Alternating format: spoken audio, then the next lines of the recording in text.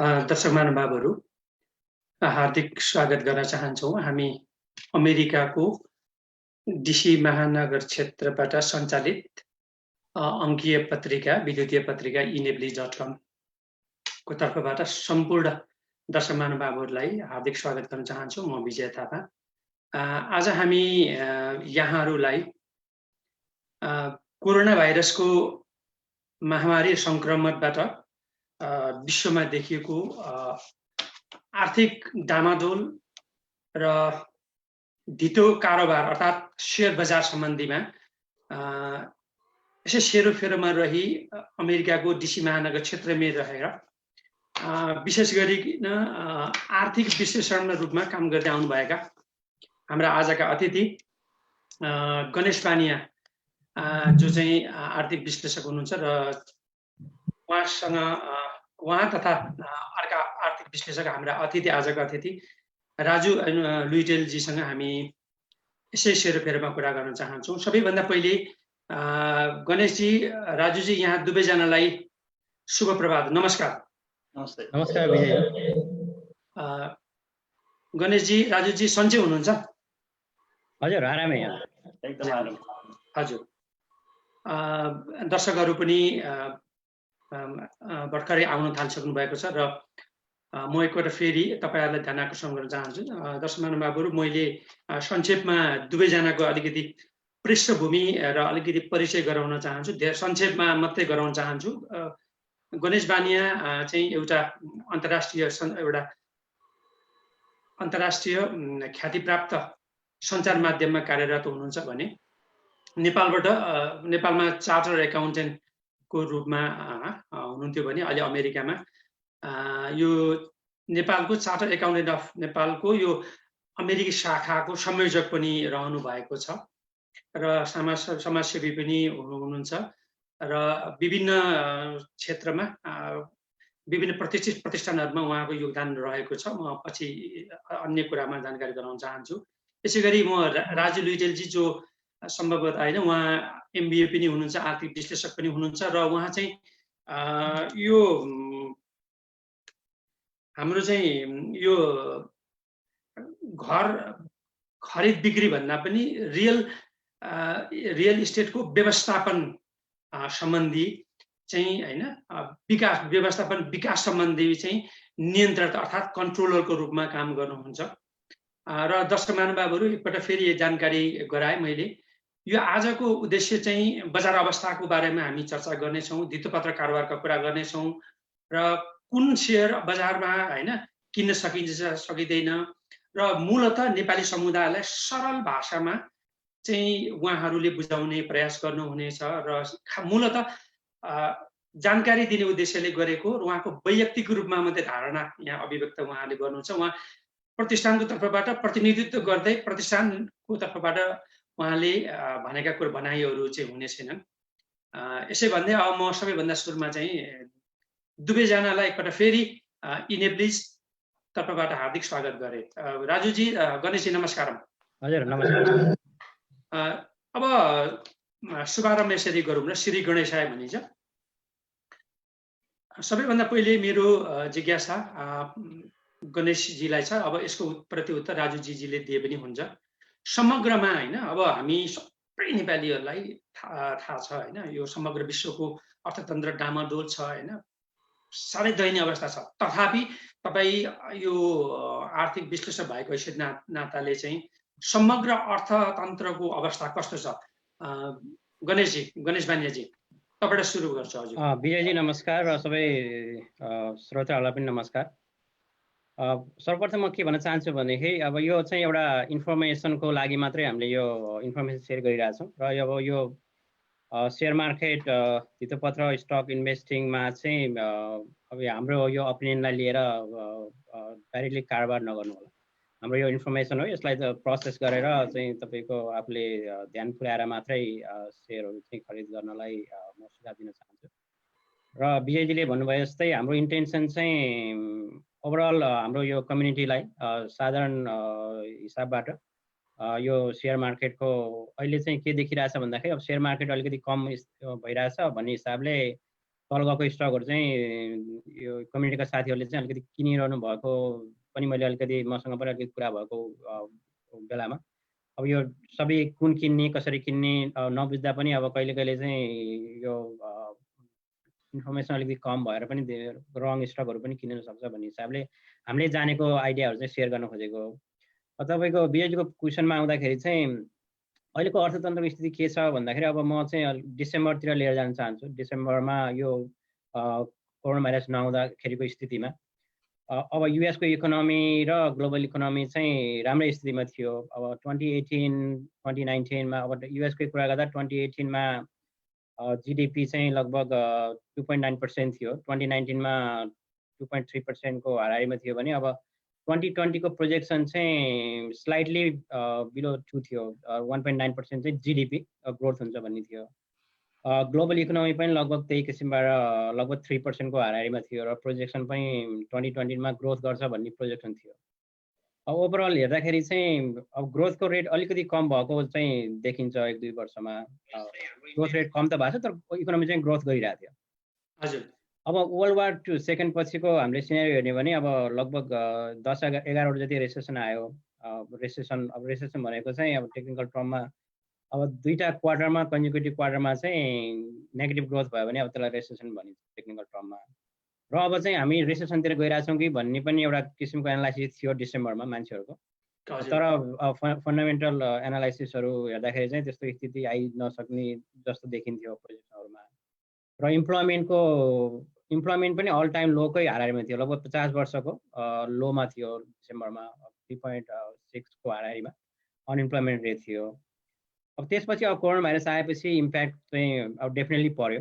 Impact पर्यो र अब यसको इम्प्याक्ट अझ कति पर्छ भन्ने चाहिँ अननोन नै छ। अब अहिले युएसको चाहिँ हामीले डेटा फर्स्ट क्वार्टरको डेटा आउँदाखेरि आयो, अब यसमा चाहिँ 4.8% चाहिँ इकोनोमी डाउन भयो, ग्रोथ चाहिँ नेगेटिभ रूपमा गयो।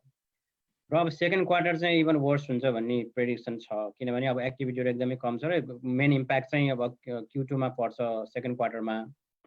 र अब फ्युचरमा कसरी जाला भन्ने अब 2020 चाहिँ अब युएस र वर्ल्ड वाइड नै सबै नेगेटिभ नै ग्रोथ हुन्छ भन्ने चाहिँ लगभग पक्का जस्तै छ अहिलेलाई। र यसको अब फ्युचर अझ इम्प्याक्ट कति पर्छ भन्ने चाहिँ अब कोरोना कसरी जान्छ अब फ्युचरमा भन्नेले नै डिटर्माइन गर्छ। अब ओभरअल इकोनोमी चाहिँ अलिकति तल गएकै स्थिति। हजुर, म यही जिज्ञासा राजुजी तपाईँ यसमा केही जोड्न चाहनुहुन्छ? समग्रमा अर्थव्यवस्था कस्तो छ यस विषयमा राजुजी? अब अहिले हामीले देखेको समय भनेको लास्ट 100 इयर्समा कहिले देखेकै थिएनौँ। अब लास्टमा यस्तो पेन्डेमिक भनेको चाहिँ 1918मा स्पेनिस फ्लू, त्यसपछि अहिलेसम्म चाहिँ यस्तो कुनै भएकै थिएन। त्यही भएर यो नयाँ कुरा सबैको लागि, अमेरिकन कर्पोरेसनको लागि पनि यो नयाँ कुरा हो। अनि मेन कुरा भनेको अहिले अनइम्प्लोइमेन्ट अहिले 4.4 जस्तो थियो। अब नेक्स्ट आउने अनइम्प्लोइमेन्ट 15% जस्तो पुग्न सक्ने सम्भावना छ। त्यो भनेको धेरै नै ठुलो कुरा हो। अनि अमेरिकामा जम्मा कामदार चाहिँ 155 मिलियन हो, त्यसमा 30 मिलियनले जब लस्ट गरे। त्यो भनेको 5 जना अमेरिकन कामदारमा चाहिँ 1 जनाले चाहिँ जब गुमाइसके। यो भनेको धेरै ठुलो कुरो। यसलाई सहयोग गर्नलाई अमेरिकन गभर्मेन्टले अनि फेडरल रिजर्भ यहाँको सेन्ट्रल ब्याङ्कले चाहिँ ठुलै कदमहरू चालेका छन्। तर अब कतिसम्म लम्बिन्छ त्यसले चाहिँ अमेरिकन इकोनोमीको भविष्य निर्धारण गर्छ। त्यही भएर हामी जस्तो नर्मल इन्भेस्टरहरूले एकदम सजग भएर धेरै कुरा बुझेर मात्रै आफ्नो दुःख गरेर कमाएको पैसा चाहिँ लगानी गर्नुपर्छ। म त्यति भन्न चाहन्छु। हजुर, धन्यवाद। मैले तपाईँहरूलाई फेरि दुवैजनालाई जिज्ञासा राखेँ। अब यो समग्र अर्थतन्त्रको चाहिँ होइन सारमा तपाईँहरूले सबै कुराहरू बताउनुभयो र अब यो सेयर बजार अहिलेको अवस्थामा होइन मतलब कस्तो छ अवस्था छ त? पहिले म गणेशजीप्रति गएँ। विजयजी अब धन्यवाद। सेयर बजारको अबको अहिले स्थिति जसरी अब इकोनोमी इम्प्याक्ट भइरहेछ त्यो अनुसार नै गइरहेछ। अब हामीले एभरेज रूपमा रेफरेन्स पोइन्ट हेर्ने हो भने अब डाउ जोन्सको एभरेज चाहिँ लगभग 29,500 को हाराहारी थियो मिड फेब्रुअरीको कुरा गर्ने हो भने। त्यसपछि मिड मार्चमा चाहिँ त्यो घटेर लगभग 18,500 को उसमा पुग्यो मार्चमा, त्यो चाहिँ एकदम डिक्लाइन भयो। अब त्यतिखेर चाहिँ अलिकति प्यानिक सिचुएसन पनि थियो। अब यो कोरोना भाइरसले कसरी इम्प्याक्ट गर्छ भन्ने चाहिँ अब लगभग त्यसको इम्प्याक्ट थाहा पनि नभइसकेको, अनसर्टेनिटी थियो। अब त्यसपछि अब यो रिलिफ प्याकेजहरू आयो, त्यसपछि अहिले फेरि चाहिँ त्यो अलिकति बिस्तारै माथि गएर अहिले चाहिँ ओभरअल एभरेज चाहिँ लगभग 23,000 को हाराहारीमा बसिरहेको छ। अब भन्नुपर्दा यो अझै पनि यसको स्टेबलाइज भइसकेको छैन, यसको चाहिँ अनसर्टेनिटी नै छ अहिले। ओभरअल मार्केट चाहिँ तल आएर फेरि अलिकति माथि आएको स्थिति छ, तर चाहिँ अहिलेलाई चाहिँ अनसर्टेन नै स्थिति छ। हजुर राजुजी, तपाईँ यसमा के जोड्न चाहनुहुन्छ? ओभरअल भन्दाखेरि चाहिँ फेब्रुअरी 12 मा चाहिँ अमेरिकाको स्टक मार्केट एकदम हाइएस्ट थियो। त्यसपछि यो कोरोना भाइरसको कारणले चाहिँ यहाँको स्टक मार्केट लगभग 34-35% जस्तो ड्रप भएको थियो। अनि त्यो ड्रप पछि अहिले फेरि एकदमै छिटो रिकभर भयो। जबकि अमेरिकाको इकोनोमीको धेरै कुराहरू, अनइम्प्लोइमेन्टदेखि लिएर यहाँको बिजनेसहरू, रिटेल बिजनेसहरू एकदम इम्प्याक्ट भए पनि स्टक मार्केट चाहिँ त्यो ड्रपबाट छिटो नै रिकभर भएको भएर हामी के मान्छौँ भने स्टक मार्केट चाहिँ इकोनोमीभन्दा धेरै अगाडि छ कि फेरि पुल ब्याक हुन्छ कि फेरि तल झर्छ कि भन्ने कुरामा चाहिँ विश्वास गर्छौँ।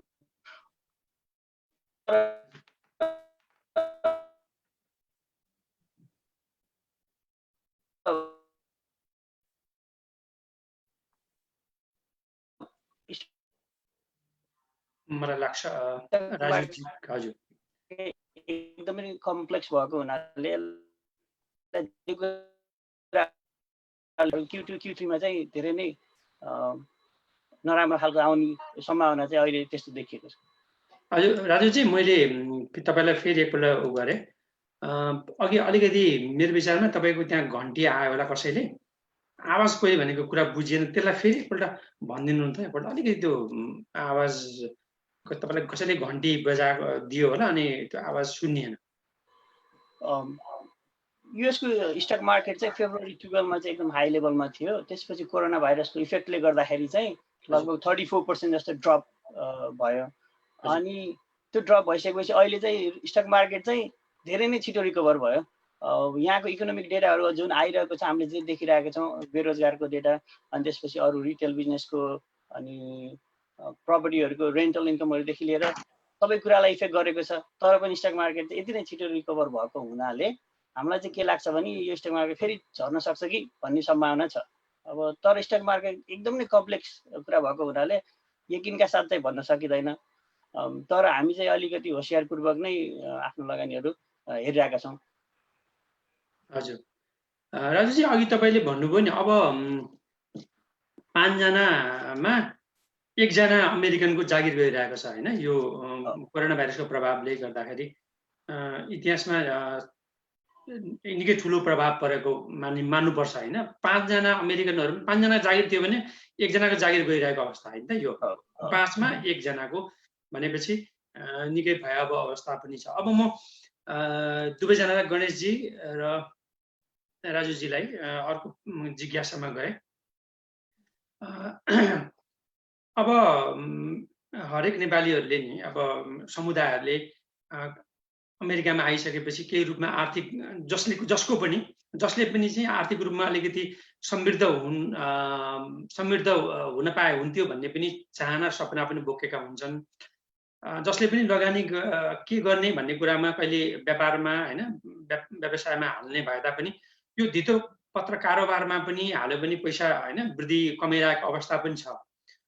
यस्तो अवस्थामा होइन, तपाईँले अघि भन्नुभयो नि, अमेरिकाको इतिहासमै यो धितो पत्र यति छिटो फेरि फर्केर आयो होइन, यति अपेक्षा नगरेको भन्दा पनि छिटो रूपमा चाहिँ तङ्ग्रियो भन्छ क्या नेपालीमा चाहिँ आएको हुनाले चाहिँ अब यस्तो अवस्थामा हामीले धितो पत्र कारोबारमा लगानी अथवा किन्नुपर्छ कि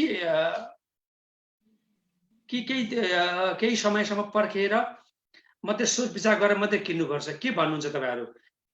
अहिले अवस्थामा, वर्तमान अवस्थामा यो होइन कोरोना भाइरसको प्रभाव भइरहँदा धितो पत्र कारोबार अथवा स्टक मार्केट किन्नुपर्छ कि पर्दैन? पहिले गणेशजी। यो चाहिँ अलिकति धेरै राम्रो र अलिकति कम्प्लेक्स क्वेसन पर्यो। हजुर। अब तपाईँको इन्ट्री पोइन्ट र एक्जिट पोइन्ट डिटर्माइन गर्न एकदमै गाह्रो आफैमा गाह्रो कुरा हो। अब यसमा चाहिँ अहिलेको कन्टेक्स्टमा अब राजुजीले भन्नुभयो जस्तै इकोनोमी चाहिँ एकदमै चाँडै रिकभर भएको छ। म पर्सनली के भन्छु भन्दाखेरि तपाईँको विचार चाहिँ एकदमै विचार गर्नुपर्छ र अब ओभरअल रूपमा हेर्नुभन्दा पनि अब कम्पनी वाइज कम्पनी कुन कम्पनीको स्टक किन्ने र हो त्यो अनुसार डिटर्माइन गर्नुपर्छ जस्तो लाग्छ। हजुर अब यो जुन बेलामा पनि क्राइसिसमा मात्रै होइन अरू बेलामा पनि सबै स्टकले एउटै किसिमको पर्फर्मेन्स गरिरहेको हुँदैन। अब स्टकको पर्फर्मेन्स चाहिँ अब विभिन्न फ्याक्टर डिटर्माइन गर्छ। अब कम्पनी कसरी चुज गर्ने भन्ने कुराहरूमा अब त्यो पनि डिस्कस गरौँला अहिले। र अहिले तपाईँको स्पेसिफिक क्वेसन्समा चाहिँ म के भन्न चाहन्छु भन्दाखेरि अब यो इन्ट्री गर्दा भेरी केयरफुल त हुनुपर्छ नै डेफिनेटली। अब एकैचोटि सबै पैसा लगानी गर्नुभन्दा पनि अब फेज वाइज जान सकिन्छ होइन। अब तपाईँको आफ्नो पोर्टफोलियो कति गर्ने आफ्नो सोच छ त्यसमा चाहिँ अब बिस्तारै गर्न सकिन्छ। अब द मेन सबभन्दा इम्पोर्टेन्ट कुरा चाहिँ तपाईँको हेर्नु पऱ्यो कि कुन यो क्राइसिसमा कुन कम्पनीलाई चाहिँ कम इम्प्याक्ट पर्छ भन्ने हेर्नु पऱ्यो। अब एक्जाम्पलको लागि तपाईँको एमाजोनको एउटा तपाईँको सिनेरियो लिनुभयो भने यो कोरोना भाइरसभन्दा पहिला एमाजोनको स्टक अराउन्ड 21 समथिङमा थियो, त्यो लेभलमा थियो। त्यसपछि कोरोना भाइरस पछि तपाईँको तल गएन कि माथि गयो, तपाईँको लगभग अल टाइम हाइसम्म 2400 समथिङसम्म पुग्यो। र फेरि अहिले अलिकति फेरि एक दुई दिनमा अलिकति घटेर अलिकति तल 2200को हाराहारीमा आएको छ। भनेपछि अब यसमा यो टाइममा चाहिँ अब उसको बिजनेस मोडललाई हेर्दाखेरि चाहिँ अब कम इम्प्याक्ट परेको देखिन्छ, किनभने अब धेरै मान्छेले अनलाइन सपिङहरू गर्ने भए। अब के हेर्नु पऱ्यो भन्दाखेरि यो त पास्ट भयो, अलिक रिसेन्ट जे भएमा अझै पास्ट नै भयो नि। अब फ्युचरमा अब हामीले किन्ने स्टक किन्ने हो फ्युचरको लागि हो। अब फ्युचरमा चाहिँ अब तपाईँले हेर्दाखेरि फर्स्टमा के हेर्नु पऱ्यो त्यो कम्पनीको प्रडक्ट र सर्भिस के हो होइन। प्रडक्ट र सर्भिस हेर्नु पऱ्यो, त्यो प्रडक्ट सर्भिस तपाईँलाई लङ टर्म सस्टेनेबल लाग्छ कि लाग्दैन। अब यो तपाईँको पहिलो तपाईँको किन यो तपाईँको पैसा हो, त्यो तपाईँको पैसा भएपछि तपाईँले चाहिँ त्यो कुरा पहिला हेर्नु पऱ्यो। अब त्यो चाहिँ तपाईँलाई सर्भिस यसको चाहिँ अब यो लङ टर्ममा चाहिँ राम्रो हुन्छ। यो कोरोना भाइरस भइकन पनि सर्टेन टाइममा चाहिँ अब यो अनलाइन सपिङ होला भन्ने तपाईँले एजम्सन निकाल्नुहुन्छ भने एमाजोन ठिक होला एउटा हिसाबले। मैले एक्जाम्पल मात्रै दिएको, एमाजोन किन्नु भन्न खोजेँ होइन। त्यो भयो अब त्यो त्यसको लागि अब त्यसको फेरि फाइनेन्सियल टेक्निकल कुराहरू हेर्नु त परि नै हाल्यो, त्यो सबै पऱ्यो। र यो इम्प्याक्ट यो टाइममा चाहिँ कम एफेक्ट हुने कम्पनीहरूको चाहिँ स्टक किन्दा चाहिँ त्यो बढ्ने चान्स हुन्छ। र त्यसै अब उल्टो तरिका हेर्न पनि सकिन्छ। फेरि उल्टो तरिका हेर्न कसरी सकिन्छ भन्दाखेरि अब जुन स्टकहरू एकदमै तल गएको छ त्यो स्टक तल गएको छ भने अब त्यसको रिकभरीको चान्स के छ त, अब त्यो कुरा पनि हुन्छ। फेरि तपाईँको अब पोर्टफोलियो मिक्स गर्दाखेरि अब त्यो तपाईँले विचार गर्नुपर्ने कुरा हो। अब एकदमै तल गएको छ त्यो कुनै स्टक र त्यसको तल त गएको छ तर त्यसको रिकभरी हुने चान्स बढी छ जुन स्टकको छ, त्यो स्टकले चाहिँ अब लङ टर्ममा चाहिँ अलिकति राम्रो गर्छ भन्ने पनि हुनसक्छ। त्यही भएर अब म चाहिँ के सजेस्ट गर्छु भन्दाखेरि तपाईँले ब्ल्याङ्केटली अब यो स्थितिमा अब तल आछ भनेर किन्नु भन्दा पनि अथवा रिकभर हुन्छ भनेर किन्नु भन्दा पनि कम्पनीलाई राम्रोसँग एनालाइज गर्नु पऱ्यो, प्रडक्ट सर्भिस हेर्नु पऱ्यो। अब अरू क्राइटेरिया पनि छ कम्पनीलाई एनालाइज गर्ने, त्यो चाहिँ अब पछि तपाईँको। हजुर राजुजी, उहाँलाई अघि त्यही जिज्ञासा, किन्नुपर्छ स्टक मार्केट अहिले किन्नुपर्छ त अथवा किन्दा हुन्छ, यस विषयमा राजुजीको के भनाइ छ? स्टक भनेको त मैले सबैले किन्नुपर्छ जस्तो लाग्छ, तर कहिले किन्ने भन्ने कुरा चाहिँ मेन कुरा हो होइन। अब अनि स्टक एज अ होल तपाईँले इन्डेक्स फन्ड किन्न पनि सक्नुहुन्छ, तर त्यो त जुन चाहिँ अहिले हाई लेभलमा छ होइन, एकैचोटि गरेर सबै पैसा स्टकमा हालेर अनि भोलि फेरि 20% ड्रप भयो भने के गर्नुहुन्छ होइन। अब अनि त्यही भएर चाहिँ कसरी किन्ने भन्ने कुरा चाहिँ अब आफूले चिनेको आफूले जानेको कम्पनीमा, जस्तै एप्पल सबैले जानेको, सबैले आइफोन चलाउनुहुन्छ होइन धेरै जसोले, अनि तपाईँलाई थाहा हुन्छ कि एप्पलको बिजनेस कस्तो भइरहेको छ, राम्रो आइफोनहरू सेल भएको छ कि छैन, यस्तो आफूले अन्डरस्ट्यान्ड गर्ने आफूले बुझ्ने कम्पनीमा चाहिँ स्टक किन्नुभयो भने चाहिँ तपाईँले कहिले बेच्ने कहिले किन्ने भन्ने कुरामा चाहिँ धेरै सजिलो हुन्छ। तर कुनै एकदम अनलाइनमा हेरेर गणेशजीले भने जस्तो 20-30% ड्रप भएको छ, एकदम सस्तो रहेछ यो म यो किन्छु भनेर भन्नुभयो, भोलि कम्पनीमा के भइरहेको छ तपाईँले बुझ्नु भएन भने तपाईँलाई बेच्ने कहिले बेच्ने भने थाहा हुँदैन। त्यो भएर त्यो गाह्रो हुन्छ। आफूले जानेको र बुझेको कुरा चाहिँ स्टक किन्नुहोस्। तर म अनि के थप्न चाहन्छु भन्दाखेरि अहिले सबै बिजनेसहरू सेम तरिकाले चाहिँ इम्प्याक्ट भएको छैन। जस्तो रिटेलहरू एकदम बढी इम्प्याक्ट भएको छ, एयरलाइन्स कम्पनीहरू, ट्राभल बिजनेसहरू, अनि रिटेल मेन जो चाहिँ कस्टमरहरूसित डाइरेक्ट कन्ट्याक्ट गर्ने बिजनेसहरू बढी इम्प्याक्ट भएको छ। कुन कम्पनीहरू कम इम्प्याक्ट छ त? एमाजोन जस्तो अनलाइन रिटेलरहरू जसले चाहिँ अनलाइनबाटै सपिङ गर्न सक्छ। अनि त्यसपछि सफ्टवेयर कम्पनीहरू माइक्रोसफ्टहरू यिनीहरूको के भएको छ, यिनीहरू झन् राम्रो भएको छ अहिले हो। किन भन्दाखेरि मान्छेहरू पेपर बेस्डबाट सबै अनलाइन घरबाटै काम गर्ने। जुमकै हेर्नुहोस्, जुम पनि अब सबैजनाले अहिले युज गरिरहेको थियो। यस्तो बिजनेसहरू आइडेन्टिफाई गर्नुहोस् कि जुन चाहिँ यो बन्द अझै लम्बिए पनि, यो भाइरस अझै लम्बिए पनि चलिराख्ने खालको त्यस्तो कम्पनीहरूमा इन्भेस्ट गर्नुभयो भने चाहिँ अलिकति राम्रो हुनसक्छ। तर एयरलाइन्सहरू यस्तोहरू चाहिँ अलिकति अभोइड गर्नु सेक्सनको लागि। हजुर धन्यवाद। दर्शक महानुभावहरू, यहाँहरू हेर्दै हुनुहुन्छ DC महानगर क्षेत्रबाट सञ्चालित अङ्कीय पत्रिका विद्युतीय पत्रिका eNews.com। म विजय थापा। आजका हाम्रा अतिथिहरू आर्थिक अर्थ सम्बन्धी लामो समयदेखि काम गर्दै आउनुभएका राजु लुइटेलजी र गणेश पाण्डेजी हामीसँग आजका अतिथिहरू हुनुहुन्छ। मूलतः हामीले धितो पत्र कारोबार जस्ता स्टक मार्केट कुराहरू भन्छौँ। हजुर, यहाँ त्यो हाम्रो जिज्ञासा रहँदै पनि एउटा दुईटा जिज्ञासा आयो होइन। हुन त यो प्रकाश आचार्यले how about airlines and cruise भन्नु, त्यो हामी जिज्ञासामा नै राखौँला। प्रकाशजी एकैछिन पर्खिनु होला, हामी यस विषयमा पनि छुनेछौँ। अनि प्रकाश आचार्यजीले फेरि सोध्नुभयो रेस्टुरेन्ट होटलको कुरामा पनि आयो, हामी पछि गरौँला। दीपक पाठकले भन्नुहुन्छ अहिलेको अवस्थामा तपाईँहरूको सुझावमा कुन वाचलिस्टमा राख्नु पर्ने सेयर केही छ भनिदिन मिल्ला भन्नु सोध्नुभयो। अनि दीपकजीले लौकिन कफीको सेयरको सम्बन्धमा केही भनिदिन मिल्ला कि कहिले र कति मूल्यमा फेरि सेयर मार्केटमा कम ब्याक होला भन्नुभएको छ। यसमा हामी पछाडि जाउँला, त्यसपछि हाम्रो केही जिज्ञासाहरू राखौँ। अब हाम्रो जिज्ञासाले नि उहाँलाई समाधान गर्छ है त। कुनै पनि टपिकमा म पनि ह्यापी छु एन्सर गर्न। हजुर धन्यवाद। अब हामीले यो दुई तीनवटा जिज्ञासाहरू राख्यौँ र त्यसो भए त अब त यो धितो पत्र कारोबार चाहिँ किन्दा हामीले हेर्नुपर्ने के हो त, किन्दा के गर्नुपर्छ त, यस विषयमा पहिले गणेशजी। यो चाहिँ एकदमै राम्रो र फन्डामेन्टल क्वेसन भयो तपाईँको। हामीले पहिला पनि भन्यौँ कि अब पर्सनली मलाई सोध्नुहुन्छ भने अब तपाईँको मेन त प्रडक्ट सर्भिस नै हो। त्यो कम्पनीको फर्स्टमा हेर्ने भनेको प्रडक्ट सर्भिस हो। त्यो प्रडक्ट सर्भिस चाहिँ तपाईँलाई थाहा हुन पनि सक्छ, नथाहा हुन पनि सक्छ। तर एटलिस्ट पहिला त्यो प्रडक्ट सर्भिस थाहा पाउनुहोस्। किनभने तपाईँले सेयर किन्ने भनेको कम्पनीको पार्ट ओनरसिप किन्ने हो। अब तपाईँले आफ्नो सानो कुरा जे किन्दा पनि, घर किन्दा अथवा अरू सानो सानो सामानहरू किन्दा पनि तपाईँले हेर्नुहुन्छ त्यो कुराहरूले कतिको फिट गर्छ कि गर्दैन, त्यो मेरो निडलाई फिट गर्छ कि भन्ने कुरा हुन्छ। त्यस्तै अब तपाईँले कम्पनीको एउटा चाहिँ सेयर किन्ने भनेको कम्पनी किन्ने हो। कम्पनी किन्दाखेरि तपाईँलाई प्रडक्टको बारेमा थाहा हुनु पऱ्यो, त्यसको लङ टर्म सस्टेनेबिलिटी छ कि छैन त्यो हेर्नु पऱ्यो। त्यो लङ टर्ममा जस्तै अब एप्पल भन्ने कुरा अब सबैलाई थाहा छ। त्यो चाहिँ अब त्यो मैले एप्पल फोन युज गर्छु, त्यो एप्पल फोन चाहिँ अब 5 वर्ष 2-3 वर्षसम्म एटलिस्ट 5 वर्षसम्म अर्को कम्पिटिटरले आएर एट्याक गरिहाल्छ अरू होला भन्ने मलाई लाग्दैन पर्सनल्ली पनि। अब म त्यो प्रडक्टको बारेमा चाहिँ कन्फिडेन्ट भएँ, त्यो प्रडक्ट मलाई मन पर्यो। अब सेकेन्ड स्टेप त्यसपछि अलिकति अगाडि जाँदाखेरि त्यसपछि तपाईँको म्यानेजमेन्ट हेर्नु पऱ्यो। कम्पनीको म्यानेजमेन्ट अब तपाईँलाई थाहा नहुनु पनि सक्छ, तपाईँले त्यो गुगल गरेर हेर्नु सक्नुहुन्छ। त्यो कम्पनीको सिइओको ब्याकग्राउन्ड हेर्नुहोस्, तपाईँको बोर्डको कम्पोजिसन हेर्नुहोस्, उनीहरूको पास्ट पर्फर्मेन्स पास्ट हिस्ट्रीहरू हेर्नुहोस्। त्यो गरेपछि त्यसले तपाईँलाई अर्को लेभलको चाहिँ कम्फर्टेबल फिल गराउँछ। अनि त्यसपछि तपाईँको फाइनेन्सियल एनालाइसिस हो। फाइनेन्सियल एनालाइसिसमा अब सबै कुरा तपाईँलाई अब त्यो एनालाइज गर्न नसकिने पनि हुनसक्छ। तर अब त्यो रिपोर्टहरू तपाईँको एभाइलेबल हुन्छ, त्यो रिपोर्टहरू पढ्नुहोस्। तपाईँको क्यास फ्लोहरू हेर्नु पऱ्यो, प्रफिटेबिलिटीहरू हेर्नु पऱ्यो, त्यो फाइनेन्सियल एस्पेक्टहरू भयो। अर्को चाहिँ अब कम्पिटिटर कस्तो छ, तपाईँ कम्पिटिटिभ एडभान्टेजहरू के छ त्यो तपाईँको त्यो कम्पनीको। अब त्यो चाहिँ सोल लिडर हो कि जस्तै तपाईँको अब टेस्लाकै एक्जाम्पल लिनुभयो भने अब टेस्ला सर्ट टर्ममा राइज किन भयो भन्दाखेरि त्यसको अब इनोभेटिभ प्रडक्ट भयो।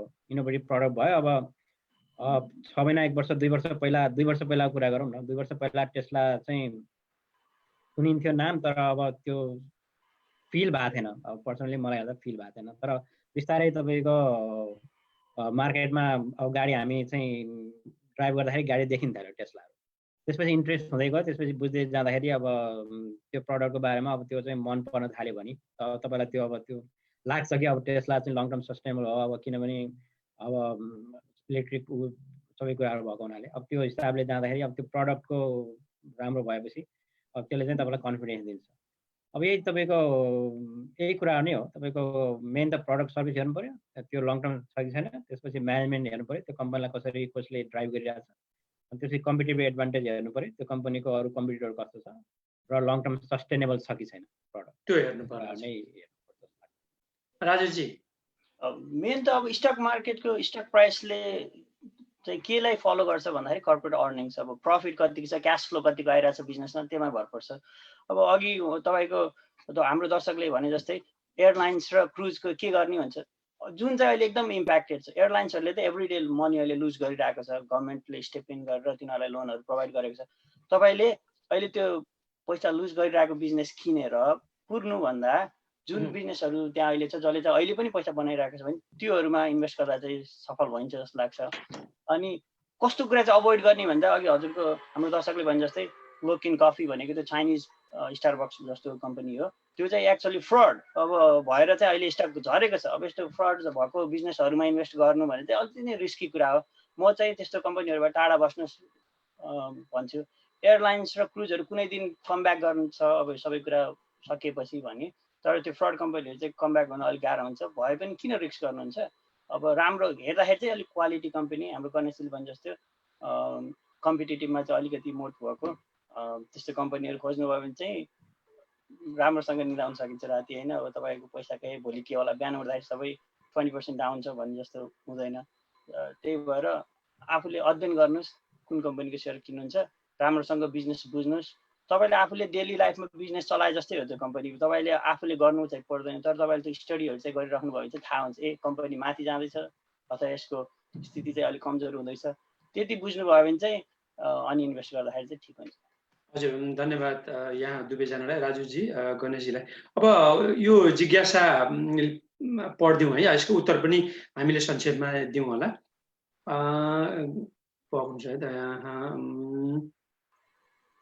अब प्रकाश आचार्यजीले भने जस्तै अघि तपाईँले राजुजीले पनि सम्बोधन गरिदिनु भयो, यो what about airlines and cruise, Ganeshji पनि छोटो यसको उत्तर दिनु न उहाँलाई।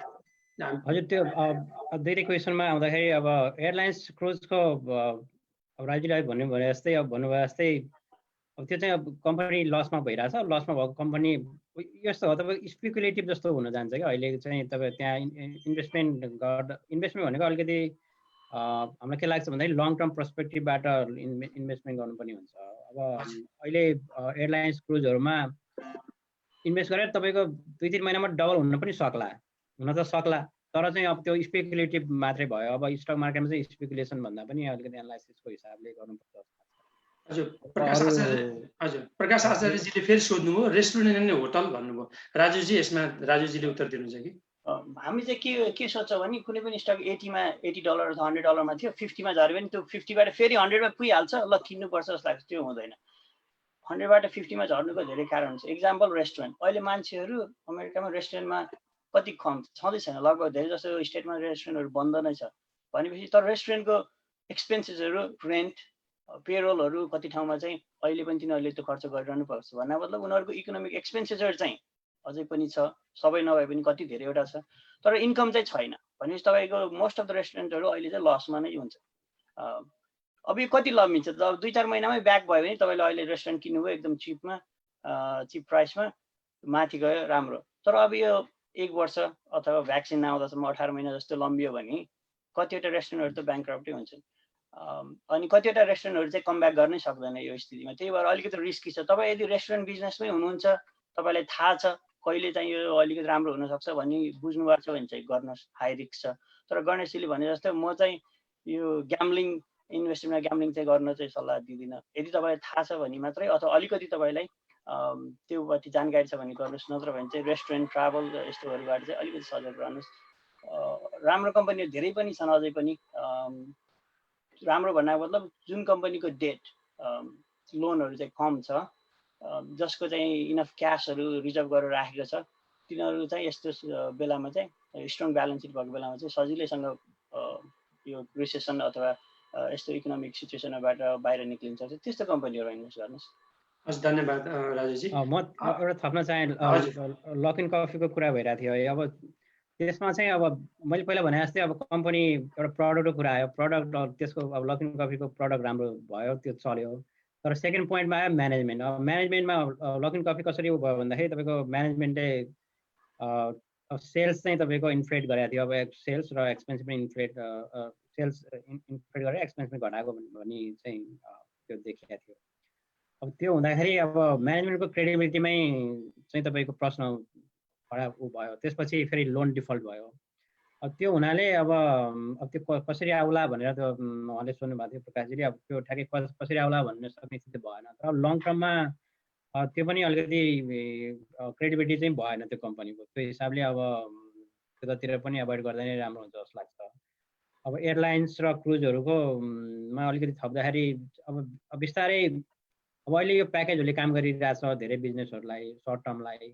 अब यो अझै लम्बियो भने अब धेरै राजुले भन्नुभएको छ धेरै कम्पनीहरू चाहिँ अब ब्याङ्क्रप्टमा जाने चान्सेस पनि धेरै हुन्छ। त्यही भएर अलिकति रिस्क चाहिँ हाई नै छ त्यो इन्डस्ट्रीहरूमा। त्यही भएर अलिकति अहिलेलाई चाहिँ अलिकति विचारै पुर्याउनुपर्छ। दर्शक यहाँहरूलाई फेरि एकपटक म फेरि ध्यान आकर्षण गराउन चाहन्छु र जिज्ञासाहरू यहाँ मैले राख्दैछु। दीपक पाठक दिपुले लेख्नुहुन्छ, अहिलेको अवस्थामा तपाईँहरूको सुझावमा कुनै वाच लिस्टमा राख्नुपर्ने सेयर केही छन् भने भनिदिन मिल्ला भन्नुभएको छ। तपाईँ दुवैजनामा एकजनाले केही जवाब दिनुहुन्छ कि? कस्तो कम्पनीहरू छ भन्दाखेरि जस्तै अब म एउटा इक्जाम्पल दिन्छु। हामी सबैले युज गर्ने फेसबुकको चाहिँ कुनै पनि डेट छैन उनीहरूको होइन। अनि त्यसपछि क्यासहरू पनि टन्नै छ। अनि जति नै बन्द भए पनि मान्छेहरूले फेसबुक चलाउन चाहिँ अहिले छोड्दैनन्। मात्र उनीहरूको एड रेभेन्यू जुन चाहिँ उनीहरूको मेन सोर्स अफ इन्कम चाहिँ अलिकति कम हुनसक्छ। तर लङ टर्ममा फेसबुक पाइन्छ होइन। त्यही भएर अब आज नै गएर सबै पैसा फेसबुकमा हाल्नुहोस् भन्नु खोजेको त होइन। तर तपाईँ वाच लिस्टमा राख्नुहोस्।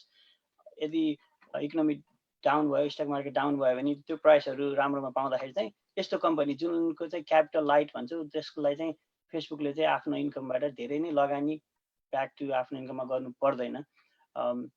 रेस्टुरेन्ट बिजनेसहरू जस्तो एकदम यो बन्दले धेरै इफेक्ट गरेको, एयरलाइन्स जस्तो ट्राभलमा चाहिँ इफेक्ट गरेको त्यस्तोहरू छैन। त्यही भएर फेसबुक, माइक्रोसफ्ट यिनीहरू स्टकहरूलाई चाहिँ वाच लिस्टमा राख्नुहोस्। त्यो चाहिँ अलिकति स्ट्रङ छ। अनि ठुलो पनि कम्पनीहरू छ, यिनीहरू चाहिँ यस्तो सिचुएसनबाट सजिलै बाहिर निक्लिन सक्छ।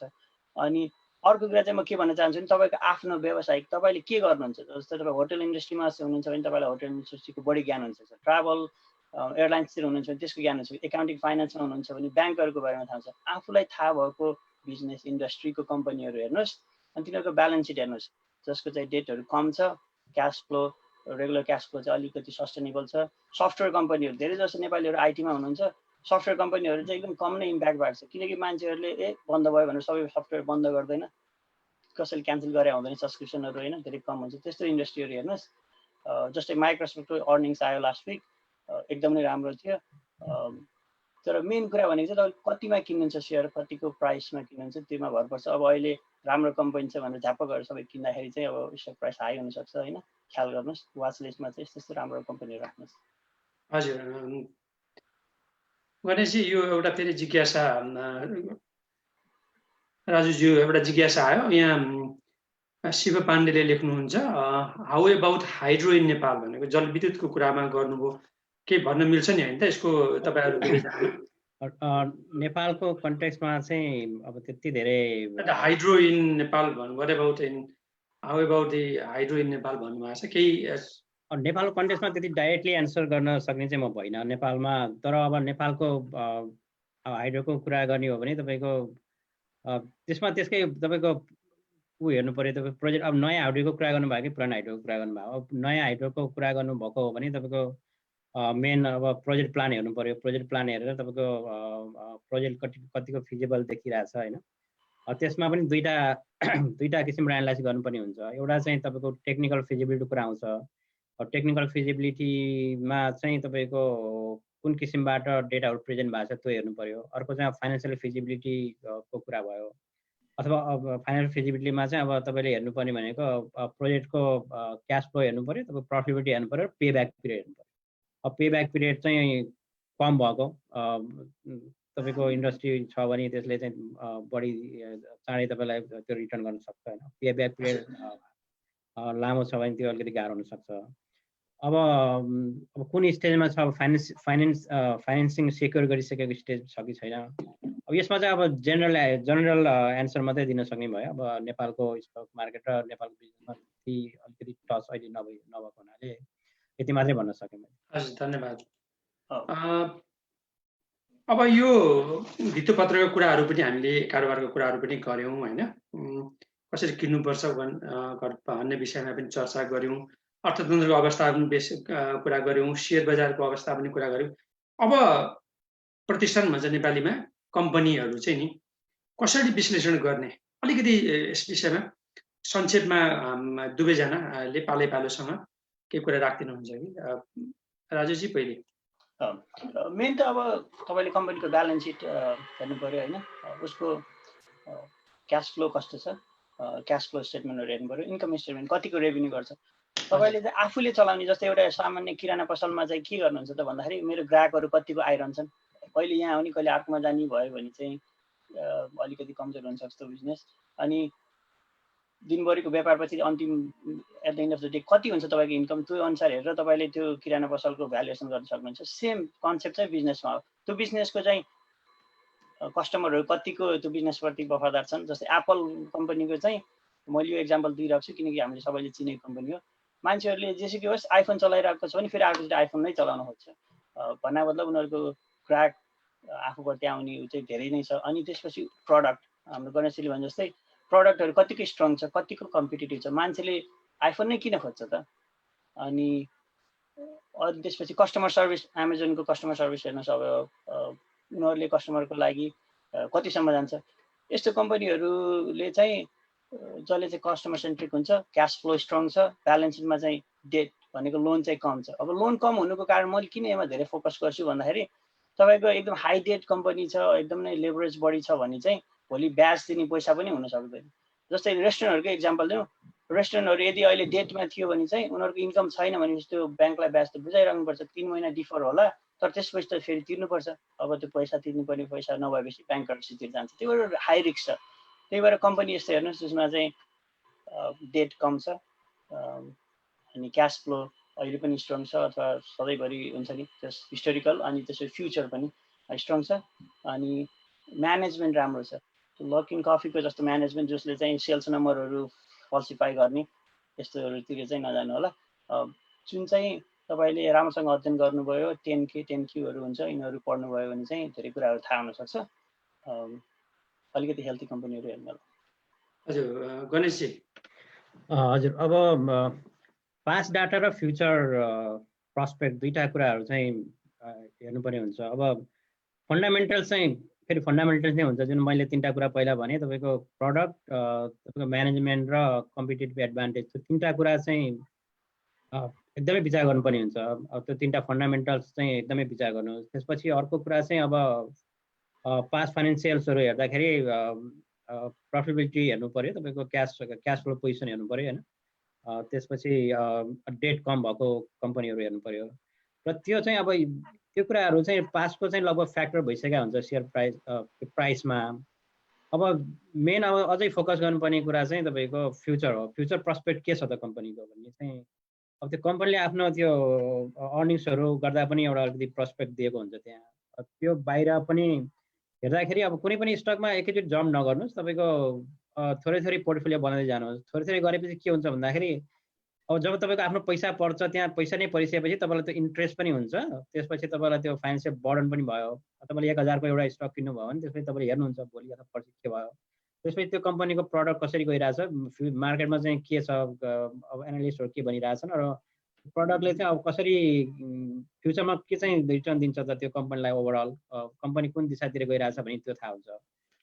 त्यही भएर त्यो फन्डामेन्टल्सलाई नबिर्सनुहोस् कम्पनीको, अनि तपाईँको पास्ट डाटालाई बेसिक एनालाइसिस गर्नुहोस्, अब फुल एनालाइसिस गर्न नसक्यो भने, र फ्युचर चाहिँ के भनिरहेछ, कम्पनीले के भनिरहेछ र अरू चाहिँ ओभरअल इन्भाइरोमेन्टले के भनिरहेछ, यो चाहिँ तिनवटा एस्पेक्टलाई चाहिँ हेरेर कम्पनीमा इन्भेस्ट गर्दा राम्रो हुन्छ। हजुर, यहाँ एउटा जिज्ञासा खालि यो तपाईँको एप भन्छ Zoom app is not safe but still using भनेर खालि एउटा ऊ मात्रै राख्नु, जिज्ञासा राख्नु। दीपक पाठक दिपुजीले लेख्नुभयो, तपाईँको विचारमा अब क्रुड ओइलको प्राइस अब पर ब्यारल $19 माथि जाला कि नजाला भनेर। क्रुड ओइल अब यो डिमान्ड एन्ड सप्लाईको कुरा हो। अब तपाईँ इकोनोमी एकदम स्ट्रङ थियो, सबै कल कारखानाहरू एकदम चलिरहेको थियो भने चाहिँ त्यहाँ ओइलको डिमान्ड हाई हुन्छ, अनि त्यसपछि डिमान्ड हाई हुने बित्तिकै प्राइस अप हुन्छ होइन। अब अहिले सप्लाई चाहिँ पहिलाको जस्तो नै सेम छ, अझै बढिरहेको, धेरै जस्तो सप्लाई चाहिँ बढिरहेको छ, तर डिमान्ड चाहिँ छैन भनेपछि अहिले जता पनि ओइल छ, स्टोर गर्ने क्यापेसिटीहरू पनि फुल भइसकेको छ, तर कसैले युज गरेर चाहिँ मान्छेले ड्राइभ अमेरिकामा अहिले धेरै नै कम छ ड्राइभ, किनकि अहिले सेल्टर एट होम भन्ने भएको भएर, त्यही भएर डिमान्ड नहुने सप्लाई मात्रै भएपछि चाहिँ प्राइस चाहिँ अहिले घटेको हो। अब कुनै दिन अब सबै खुल्यो, मान्छेहरूले फेरि ड्राइभ गर्न थाले, कल कारखानाहरू फेरि चल्न थाल्यो भने अब ओइल प्राइस अभियसली जान्छ, तर कहिले जान्छ भन्ने चाहिँ कसैलाई पनि थाहा छैन होइन। त्यो डिमान्ड एन्ड सप्लाई कुरा हो। तर अहिले $20 ओइल अस्ति एकचोटि -37 जस्तो पुगेको थियो त्यो मेको कन्ट्र्याक्टको लागि। यति नै भन्न सक्ने छैन, तर अहिले सर्ट टर्ममा हेर्दाखेरि चाहिँ म चाहिँ ओइल बिजनेसहरू सबै मेरो उहरूबाट चाहिँ म आउट भइसकेको छु होइन, किनकि अहिलेको प्रस्पेक्ट हेर्दाखेरि चाहिँ अलिकति डिस्ट्रेस, किनकि त्यहाँ धेरै ब्याङ्क्रप्सीहरू देखिरहेको छ अब होइन, अझै हुने सम्भावना छ। इभन आफ्टर फेडरल रिजर्भको लिक्विडिटी इन्जेक्सन पछि पनि अझै कति ओइल कम्पनीहरू चाहिँ स्ट्रेसमै छ, त्यो अलिक ख्याल गर्नु होला। धन्यवाद। ओइलको प्राइसको अलिकति क्वेसन्स आयो, अलिकति एउटा अलिकति एक्जाम्पल पनि दिन चाहन्छु म। ओइल प्राइस चाहिँ एकदमै तल छ भन्ने हिसाबले कोही साथीहरूले चाहिँ एउटा स्टक किन्नु, युएसओ भन्ने चाहिँ तपाईँको इटिएफको स्टक किन्नुभयो। अब त्यो चाहिँ क्रुड ओइललाई चाहिँ एकदमै क्रुड ओइलसँगै त्यो लेभलमा जान्छ, त्यसलाई चाहिँ रिप्रेजेन्ट गर्छ भन्ने हिसाबले त्यो चाहिँ अब त्यो किसिमको प्रिसेप्सन भयो। तर त्यो चाहिँ त्यसमा अरू धेरै कम्प्लिकेसनहरू थियो। त्यसमा चाहिँ तपाईँको फ्युचर कन्ट्र्याक्टको कुराहरू थियो विभिन्न, त्यो हिसाबले त्यहाँ धेरै लस पनि भयो साथीहरूलाई। अब यो क्रुड ओइलको प्राइस त्यही डिमान्ड सप्लाईकै कुरा भयो। अब तपाईँको लङ टर्ममा यसको प्राइस माथि जाने पोसिबिलिटी धेरै देखिन्छ, तर अब कहिले र अब कसरी जान्छ भन्ने चाहिँ त्यो अनसर्टेनिटी नै भयो। त्यही भएर चाहिँ अहिलेको लागि चाहिँ यो अनसर्टेन नै जस्तो लाग्छ, तर अब यो कुन एउटा पोइन्ट अफबाट चाहिँ यो बिस्तारै माथि जान्छ जस्तो लाग्छ। हजुर, धन्यवाद दुवैजनालाई। दर्शक महानुभावहरू, एकपटक फेरि म जानकारी गराउँ, हामीसँग आजका अतिथि हुनुहुन्छ गणेश पानिया, जो लामो समयदेखि डिसी महानगर क्षेत्रमा हुनुहुन्छ। राजु लुइटेलजी पनि अघि भने जस्तै घर खरिद बिक्री भन्दा पनि एउटा रियल इस्टेट उसकोमा चाहिँ व्यवस्थापनमा चाहिँ नियन्त्रणको रूपमा काम गर्नुहुन्छ, MBA गर्नुभएको छ, लामो समय यस क्षेत्रमा हुनुहुन्छ। र गणेश पानियाजी पनि नेपालबाट चार्टर्ड एकाउन्टेन्ट गर्दै यहाँ America chartered account of Nepal भनेको यो अमेरिका शाखाको संयोजक पनि हुनुहुन्छ र विभिन्न संस्थामा आबद्ध भएको जानकारी पनि गराउन चाहन्छु। र अघि हामीले भने जस्तै हामी यो मूलत उहाँहरूको आफ्नो नेपाली समुदायलाई भित्तपत्र कारोबार र सामान्य रूपमा जानकारी दिने उद्देश्यले मात्रै यो कार्यक्रम आयोजना गरिएको हो र उहाँहरूको आफ्नो संस्थाको तर्फबाट कुनै पनि विचार अभिव्यक्त गरिएको होइन, यो स्पष्ट गर्न चाहे। उहाँहरूले पनि अघि भनिसक्नु भएको छ। र एउटा अघि हामीले कुरा गऱ्यौँ नि सबै कुराहरू होइन, क्रुज अथवा हवाईजहाज र यो पानी जहाजका कुराहरू पनि होइन बारेमा पनि अघि तपाईँहरूले भनिसक्नुभयो। र अब यो पोर्टफोलियोको संरचना कस्तो हुनुपर्छ भनेको नि, what should be a portfolio composition भन्ने कुरामा अलिकति यो जटिल पनि अवस्थामा छ होइन। यसलाई कसरी बुझ्ने, सरल भाषामा गणेशजी कसरी बुझ्ने, राजुजी कसरी बुझ्ने, यस विषयमा चर्चा गरौँ त। हजुर, यो चाहिँ एकदमै राम्रो क्वेसन गर्नुभयो। अब मेरो एकजना साथी हुनुहुन्थ्यो भर्खरै अहिले हाम्रो अनएयर नहुँदा कुरा पनि भएको थियो विजयजीसँग। अब एउटा साथी हुनुहुन्थ्यो, उहाँले चाहिँ अलिकति राम्रै पैसा चाहिँ अब घर किन्न राख्नु भएको छ। त्यो पैसा चाहिँ अहिले स्टक मार्केट एकदम कम भएको छ, त्यो स्टक मार्केट कम भएको बेला चाहिँ किनिहाल्नुपर्छ भन्ने हिसाबले एयरलाइन्सहरूको स्टक किन्नुभएको छ। 2टा एयरलाइन्समा त्यो पैसा हाल्नुभएको छ। अनि त्यसपछि मसँग कुरा भयो, अनि किन त्यस्तो गर्नुभयो त भनेको, होइन यस्तै घर सल्लाह त्यो किसिमको भयो, धेरै चाहिँ घटाएर चाहिँ एकदमै बढ्छ यो घर किन्नुभन्दा, त्यो एकदम राम्रो भन्ने कुरा गर्नुभयो। अब यसले चाहिँ के देखाउँछ भन्दाखेरि तपाईँको पोर्टफोलियो म्यानेजमेन्ट चाहिँ राम्रोसँग गर्नुपर्ने हुन्छ। अब तपाईँको पोर्टफोलियो म्यानेजमेन्ट भनेको चाहिँ तपाईँको पोर्टफोलियोमा तपाईँको इन्भेस्टमेन्ट गर्दा तपाईँले कति पैसा इन्भेस्ट गर्ने सोच्नु भएको छ, अब त्यो पैसालाई कसरी कुन कुन बकेटमा हाल्ने भन्ने कुरा हो। अब सबै अब 10,000 तपाईँले गर्नु अथवा 5,000 गर्ने छ भने पनि त्यसलाई डिफ्रेन्ट बकेटमा हाल्नुभयो भने तपाईँको रिस्क कम हुन्छ। त्यो हिसाबले अब सेक्टर, विभिन्न सेक्टरमा तपाईँको अब एयरलाइन सेक्टर, तपाईँको टेक्नोलोजी सेक्टर हुनसक्छ, तपाईँको कन्ज्युमर सेक्टर हुन्छ, इन्डस्ट्रियल सेक्टर हुनसक्छ होइन। अब त्यो सेक्टरमा चाहिँ तपाईँको आफ्नो पोर्टफोलियो अनुसार अब त्यो सेक्टर वाइज चाहिँ तपाईँको कम्पोजिसन मिलाउनु पर्ने हुन्छ। अब त्यो आफ्नो प्रिफरेन्समा पनि डिपेन्ड गर्छ अब कुन मिक्स कसरी गर्ने भनेर। तर एटलिस्ट तपाईँको त्यो मिक्स चाहिँ बनाउनु पऱ्यो। सबै पैसालाई चाहिँ एउटै सेक्टरमा हाल्दाखेरि तपाईँले सबै पैसा तपाईँले एप्पल मलर मात्रै हालिदिनु भयो भने एप्पल एकदमै राम्रो कम्पनी हो, सबै ठिक छ, तपाईँलाई प्रफिट पनि हुने चान्सेस छ बढी। तर तपाईँको बाइचान्स एप्पल एउटा कम्पनी कोल्याप्स भयो अथवा एप्पलले तपाईँलाई केही एप्पलको पर्फर्मेन्स राम्रो भयो भने त तपाईँको सबै बिग्यो। त्यही भएर त्यो मिक्स चाहिँ तपाईँको सेक्टर वाइज चाहिँ तपाईँको सेक्टर वाइज एउटै सेक्टरमा पनि अब टेक्नोलोजी सेक्टरमै तपाईँको कुरा गर्नु भने एउटैमा हाल्ने कि दुईटामा हाल्ने कि अब तपाईँको ओभरअल पोर्टफोलियो कति छ यो अनुसार चाहिँ तपाईँको चाहिँ विभिन्न सेयरमा अथवा तपाईँको विभिन्न सेयरमा चाहिँ तपाईँले मिलाएर पैसा हाल्नुभयो भने तपाईँलाई ओभरअल लङ टर्ममा चाहिँ बेनिफिट हुन जान्छ भन्ने त्यसलाई चाहिँ पोर्टफोलियो मिक्स भन्ने। जसरी त्यो एउटै सेक्टरमा धेरै पैसा हालेर तपाईँलाई रिस्क बढी हुन्छ, यो गर्दाखेरि चाहिँ तपाईँको रिस्क कम हुन्छ, मिनिमाइज हुन्छ। हजुर राजुजी यसमा के थप्न चाहनुहुन्छ? अब म चाहिँ के भन्छु भन्दाखेरि अब आफूले बुझ्ने बिजनेसहरू छ भने चाहिँ अब पोर्टफोलियोमा अलिकति बढी किन्नु होला। तर गणेशजीले भने जस्तो सबै कुरा एउटै कम्पनीमा नहाल्नु होला, अलिकति डाइभर्सिफाई गर्दा फाइदा नै हुन्छ। तर आफूले आफ्नो पोर्टफोलियोमा भएको सबै कम्पनीहरूले चाहिँ कस्तो भइरहेको छ भनेर चाहिँ फलो गर्नुहोस्। यिनीहरूको बिजनेसहरू राम्रो भइरहेको छ भने स्टक प्राइस अल्टिमेटली लङ टर्ममा माथि जान्छ। बिजनेसहरू अब अलिक खस्किँदो छ भने चाहिँ फेरि स्टक प्राइस घट्दै जान्छ। त्यो एकदम सिम्पल हो त्यो चाहिँ। अनि अर्को कुरा चाहिँ अलिक डिफेन्सिभ हुनुहोस् यति बेला चाहिँ, किनकि स्टक प्राइस यत्रो इकोनोमिक डेटा नराम्रो आइरहेको बेला चाहिँ स्टक प्राइस झर्ने सम्भावना बढी हुन्छ। त्यही भएर अलिकति डिफेन्सिभ हुनु। जब स्टक प्राइस झरेर 40-50% डाउन हुँदाखेरि चाहिँ तपाईँ त्यति बेला चाहिँ गएर किन्नु भयो भने चाहिँ अनि लङ टर्ममा चाहिँ अलिकति फाइदा हुन्छ। तर फेरि सधैँ कुरेर बस्नुहोस् पनि भनेको होइन। राम्रो कम्पनीहरूको चान्स अपर्च्युनिटीहरू राम्रो आउँछ भने त्यो चाहिँ किन्नु होला। तर अलिकति डिफेन्सिभ प्ले गर्नुहोस्।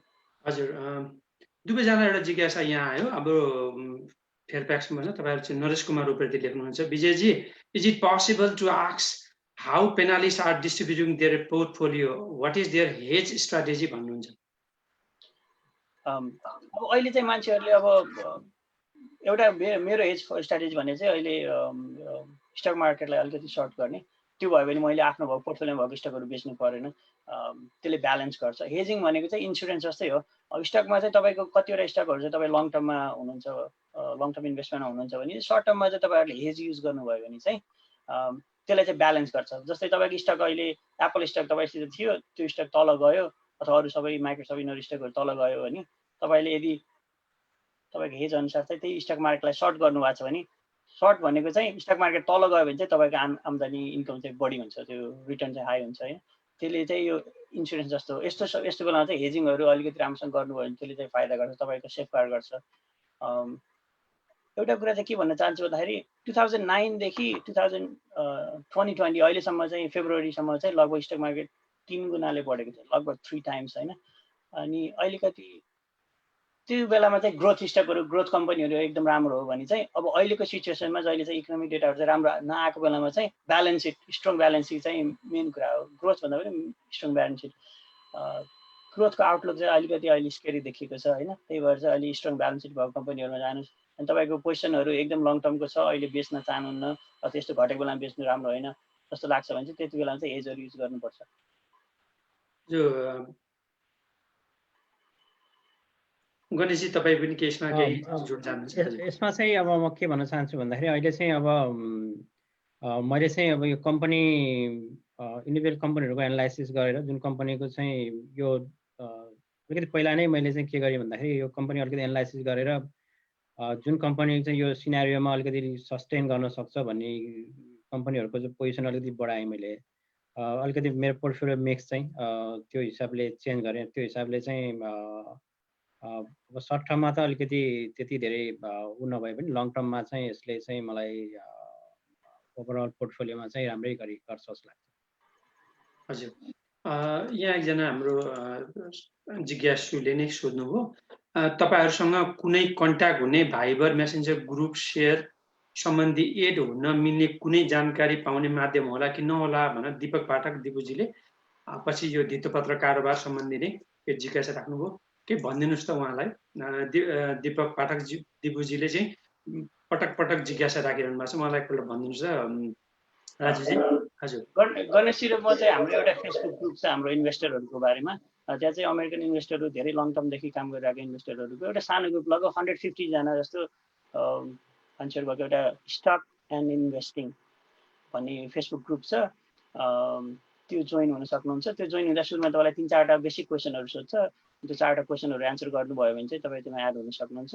अनि हामी त्यसमा चाहिँ एभ्री डे जस्तो अपडेट हुन्छौँ। धेरै नै एक्सपिरियन्स अब 20-30 वर्षदेखि पनि इन्भेस्टिङ गरिरहेको मान्छेहरूकोबाट पनि सल्लाह सुझावहरू पाउन सक्नुहुन्छ। त्यो फेसबुक ग्रुप एउटा उपाय हुन्छ, स्टक एन्ड इन्भेस्टिङ। हजुर, त्यो बाहेक अर्को चाहिँ हाम्रो यो एरियाको साथीहरू मिलेर हाम्रो एउटा कम्पनी पनि छ। अब हामी चाहिँ सिनर्जी इन्भेस्टमेन्ट ग्रुप भन्ने हाम्रो कम्पनी छ एउटा, त्यसमा चाहिँ हामी लगभग 30 जना साथीहरू चाहिँ जोइन्ट इन्भेस्टमेन्ट गर्छौँ टोटल मिलेर।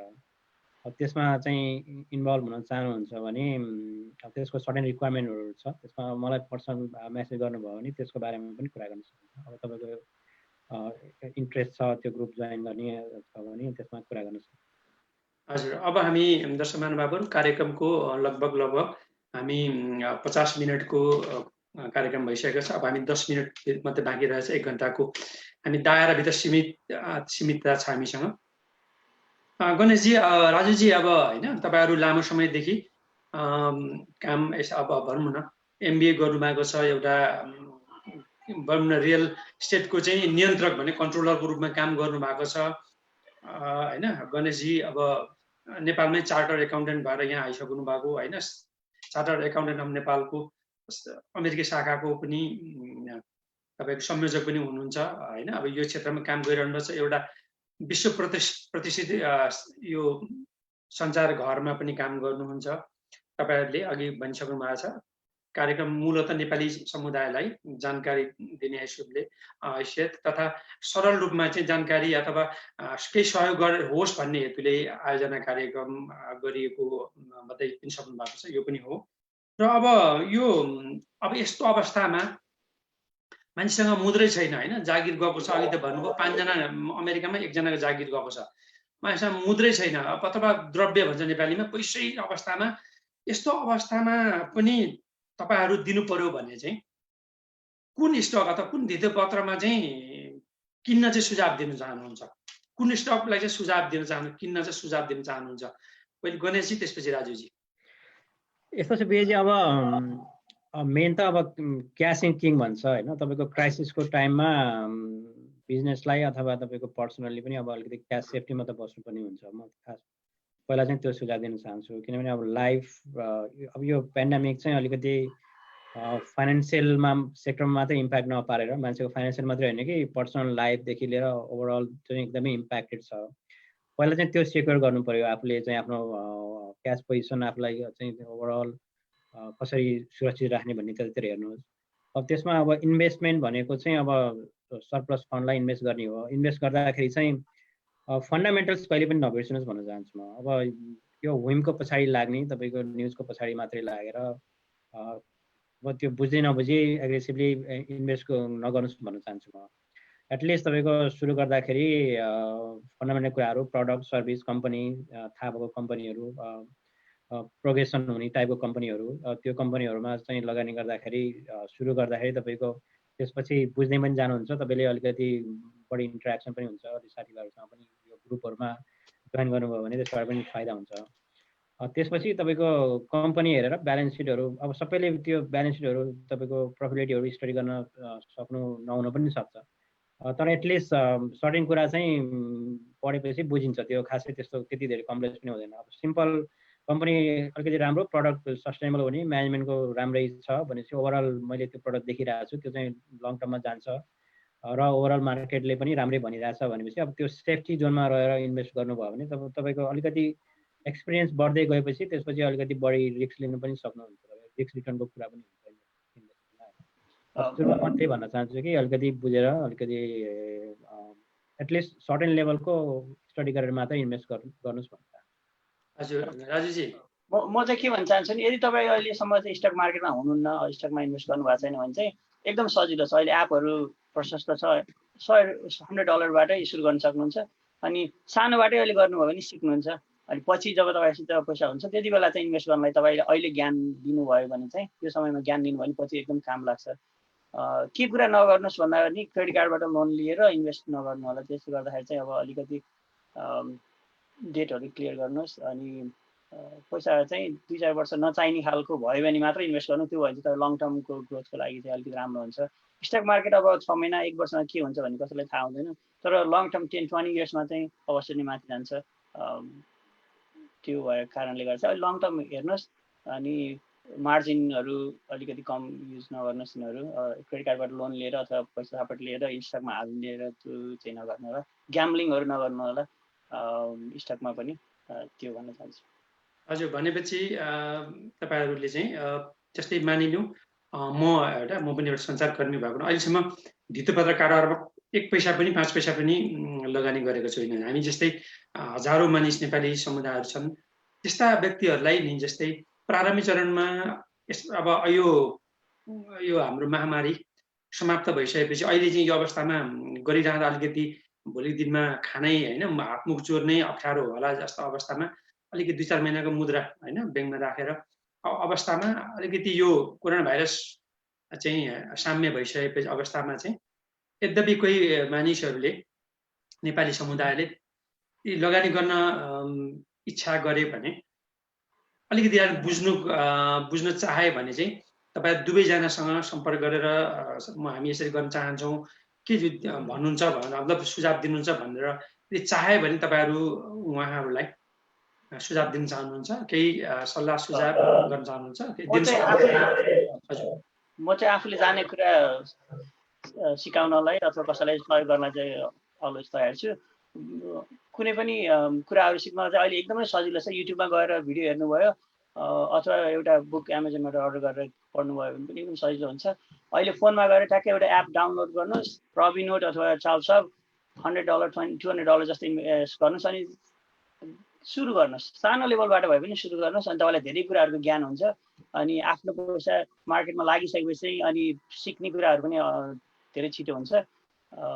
तर हामीसँग सम्पर्क गर्नुभयो भने चाहिँ म जहिले पनि तयार छु। अब हजुर हजुर, म के भन्न चाहन्छु भन्दाखेरि तपाईँको सुरुमा तपाईँको एनी टाइम हामीलाई सम्पर्क गर्न सकिरहनु भयो। सुरुमा चाहिँ अलिकति स्टडी गर्नुहोस्, आफ्नै हिसाबले स्टडी गर्नुहोस्, त्यहाँदेखि त्यसपछि क्वेसनहरू बनाउनुहोस्। त्यसपछि यो कुराहरू मैले बुझेँ, यो कुराहरू चाहिँ कन्फ्युजन भयो, के रहेछ भन्ने क्वेसनहरू बनाउनु भयो भने अनि त्यसपछि अनि डिस्कसन गर्दाखेरि तपाईँको अब हामी एकदमै सबै कुरा जानेका छौँ भन्न खोजेको होइन कि हामीले जाने कुरा सेयर हो। यो त कन्टिन्युस लर्निङ फेज हो। अब यो सेयर मार्केटलाई मास्टर गर्न त भेरी डिफिकल्ट होइन, तर अब हामीले अब जानेको कुराहरू सेयरिङ गर्न सकिन्छ। केही कुरा तपाईँले जानेको हुनुहुन्छ, केही कुरा हामीले जानेको हुन्छ, त्यसपछि त्यो पोइन्टको बेसिसमा सेयरिङ गर्न सकिन्छ। अर्को मैले राजुजीले भन्नुभयो हाम्रो फेसबुकको ग्रुप छ, त्यहाँ पनि जोइन गर्न सक्नुहुन्छ। र हाम्रो यहाँ लोकल साथीहरू मिलेर हामीले कम्पनी पनि खोलेका छौँ जोइन इन्भेस्टमेन्ट गरेर। त्यसमा पनि तपाईँको इन्भल्भ हुने अलिकति क्राइटेरियाहरू छन्, त्यसमा पनि कुरा गर्न सकिन्छ। अब यो नलेज सेयरिङको लागि त हामी जहिले पनि ओपन नै छौँ। अब तपाईँहरूलाई मेरो अन्तिम जिज्ञासा छ। दर्शक महानुभावहरू, हामी 1 घन्टा करिब बिताइसकेका छौँ। अब मेरो अन्तिम जिज्ञासा, अब यो अन्तिममा यो महामारी होइन कोरोना भाइरसको प्रभावले गर्दाखेरि कतै आर्थिक मन्दी त हुँदैन भन्ने पनि एकदम भय सन्तास भएका अवस्थामा अब हामी सरल भाषामा बुझ्दा चाहिँ होइन बुझ्नु पर्दा अब एउटा सामान्य मानिसले कसरी बुझ्ने कि आर्थिक मन्दी के हो होइन, र यो कतै हामी चाहिँ आर्थिक मन्दीमा भनेको रिसेसनमा चाहिँ उन्मुक्त भइरहेको छैनौँ। पहिले गणेशजी अनि त्यसपछि राजुजी, यति भन्दै हामी कार्यक्रमको अन्त्य गर्न चाहन्छौँ। मैले सुरुमै पनि भने अब तपाईँको कन्स्टेन्टली अब हामी धेरै वर्ष नै भयो, तपाईँको 2007-09 पछि चाहिँ अब इकोनोमिक ग्रोथ नै भइरहेछ। अब लास्ट इयर चाहिँ अब चाहिँ 2020 अथवा 2021मा चाहिँ रिसेसन आउँछ कि भन्ने चाहिँ धेरै प्रेडिक्सनहरू भइरहेको छ। हजुर, अब अहिले यो कम्प्लिटली डिफ्रेन्ट सिनारियो भयो होइन। यो चाहिँ तपाईँको यसले अब रेसेसन अब टेक्निकली चाहिँ आइ नै सक्यो भने रेसेसन चाहिँ अब 2 क्वार्टरमा नेगेटिभ चाहिँ ग्रोथ भयो भने रेसेसन भन्छौँ टेक्निकल्ली। अब त्यो चाहिँ अब फर्स्ट क्वार्टरमा भयो, अब सेकेन्ड क्वार्टरमा पनि डेफिनेटली हुने जस्तो देखिन्छ। तर यो चाहिँ अब कतिको चाहिँ यो डिप जान्छ, यसले चाहिँ कतिको असर गर्छ भन्ने चाहिँ अब नेक्स्ट इयर यो वर्षको प्रेडिक्सन त वर्ल्ड इकोनोमी नै नेगेटिभ जान्छ भन्ने त लगभग आइ नै सक्यो। तर यो चाहिँ अब कतिको डिप जान्छ र यसले कतिको इम्प्याक्ट पार्छ भन्ने चाहिँ यो कोरोनाको इम्प्याक्ट कति लम्बिन्छ त्यसमा नै टोटली डिपेन्ड गर्छ। राजुजी गणेशले भने जस्तै रिसेसन भनेको दुईटा नेगेटिभ जिडिपी हो क्वार्टर हो होइन, एउटा भइसक्यो अहिले, अर्को Q2 भने चाहिँ अवश्य नै नेगेटिभ हुन्छ भन्ने कुरा अहिले धेरै जसो नै फोरकास्टमा छ। यसको मतलब चाहिँ हामी चाहिँ अलरेडी इन रिसेसन, अहिले हामी अलरेडी चाहिँ आर्थिक मन्दीमै छौँ। मात्र यति यसको अनाउन्समेन्ट, टेक्निकल अनाउन्समेन्ट चाहिँ अब दुईटा क्वार्टर भएपछि मात्रै हुने भएको हुनाले चाहिँ हो अहिले नै छौँ हामी। अब यो कति छिटो सकिन्छ भन्ने कुरा चाहिँ मेन हो होइन। दर्शक महानुभावहरू, अब हामी अन्तिममा भनेको अन्तिम जिज्ञासा भयो। तपाईहरूले होइन केही होइन हामीले जिज्ञासा नराखेका केही कुराहरू छन् भने तपाईहरूले होइन नेपाली समुदायलाई केही सल्लाह सुझाव केही भन्न चाहनुहुन्छ भने अन्तिममा आफ्नो कुराहरू 1 मिनेटभित्रमा बनाइराख्दै हामी कार्यक्रमबाट पूर्ण विराम दिन चाहन्छौँ। गणेशजी पहिले। हजुर, सर्वप्रथम त म विजयजीलाई एकदम धन्यवाद दिन चाहन्छु। अब हामीले अलिकति जानेको कुराहरू चाहिँ कम्युनिटीसँग सेयर गर्ने अवसर दिनुभयो र हाम्रो खास इन्टेन्सन चाहिँ अब हामीले चाहिँ त्यस्तो धेरै इन्भेस्ट गरेर त्यति धेरै एकदमै सबै कुरा नलेज एक्वायर गरेको भन्न खोजेको होइन कि हामीले जानेको कुराहरूलाई चाहिँ कम्युनिटीमा एटलिस्ट सेयर गर्न पाइयो भने नलेज सेयरिङको मात्रै हाम्रो इन्टेन्सन थियो। तपाईँले जुन हिसाबले हामीलाई इन्भाइट गर्नुभयो त्यसलाई धन्यवाद। म यो हाम्रो कम्युनिटीको सबै साथीहरूलाई के भन्न चाहन्छु भन्दाखेरि अब लङ टर्ममा चाहिँ स्ट्रङ इन्भेस्टिङ चाहिँ तपाईँको राम्रो हो, तपाईँको लङ टर्ममा यसले रिटर्न राम्रो दिन्छ। तर अब यसमा चाहिँ अलिकति विचार पुर्याएर केयरफुल्ली जुन हामीले यो डिस्कस गरियो धेरै कुराहरू कम्पनीको एनालाइसिसहरू गरेर अब सबै कुरा बुझेर मात्रै इन्भेस्ट गर्नुहोस् भन्न चाहन्छु। अब त्यसमा चाहिँ अब टाइमिङहरूको पनि कुरा बुझ्नुपर्ने हुन्छ। तपाईँले स्टार्ट गर्दाखेरि थोरैबाट स्टार्ट गर्नुहोस्, आफूले बुझेको थाहा भएको र प्रोस्पेक्ट नर्मल्ली यो प्रडक्ट चाहिँ यो कम्पनी चाहिँ माथि जान्छ भन्ने चाहिँ आफ्नो एनालाइसिस प्लस तपाईँको ओभरअल सेन्टिमेन्ट्स त्यो छ भने त्यस्तो कम्पनीबाट सुरु गर्नुहोस् र बिस्तारै आफ्नो पोर्टफोलियोको मिक्स चाहिँ बन्दै जान्छ र त्यो बन्दै गएपछि आफूलाई नलेज पनि हुन्छ। अनि यो ग्रुपहरू जोइन गर्नुहोस्, अब स्टडी गर्नुहोस् होइन। र केही कुराहरू तपाईँको सेयर गर्न अथवा डिस्कस गर्नु पऱ्यो भने अब हामीसँग रिच पनि गर्न सक्नुहुन्छ। तपाईँलाई म चाहिँ यो कोरोना भाइरसको टाइममा चाहिँ अलिकति स्टे सेफ भन्न चाहन्छु। सबैजना चाहिँ अलिकति आफ्नो परिवारको र फाइनेन्सियली पनि अलिकति क्यासको म्यानेजमेन्ट पनि राम्रोसँग गर्नुहोस् भन्न चाहन्छु। Thank you. राजुजीको के भनाइ? म चाहिँ के भन्न चाहन्छु भन्दाखेरि अब अहिलेको समय चाहिँ अलिकति डरलाग्दो पनि छ, त्यही भएर आफ्नो र परिवारको ख्याल गर्नुहोस्। अनि अध्ययनशील हुनुहोस्, तपाईँ सिकिराख्नुहोस्, आफूभन्दा जानेको मान्छेहरूलाई सोधिराख्नुहोस् अथवा पढ्नुहोस्। ज्ञानहरू भनेको कुरा जति बढ्दै गयो त्यति फाइदा हुन्छ। अनि इन्भेस्टिङमा चाहिँ कम्पाउन्डिङको एउटा कन्सेप्ट छ, कम्पाउन्डिङको कन्सेप्ट चाहिँ सिक्नुहोस्, युट्युबमा भिडियोहरू टन्नुहुन्छ। यो भयो भने चाहिँ तपाईँलाई लङ टर्ममा धेरै फाइदा हुन्छ। अनि स्टकलाई चाहिँ ग्याम्बलिङ भन्दा पनि लङ टर्म इन्भेस्टमेन्टको हिसाबमा हेर्नुहोस्, त्यो गरेर धेरै फाइदा हुन्छ। हजुर, यहाँ दुवैजनालाई धन्यवाद दिन चाहन्छु, यी नेपाली परिवारको तर्फबाट र दर्शक सम्पूर्णलाई केही जिज्ञासा राख्नुभयो यहाँहरूलाई पनि धन्यवाद दिँदै आजको कार्यक्रमबाट हामी बिदा हुन चाहन्छौँ। दुवैजनालाई नमस्कार। राजुजी नमस्कार, धन्यवाद। धन्यवाद।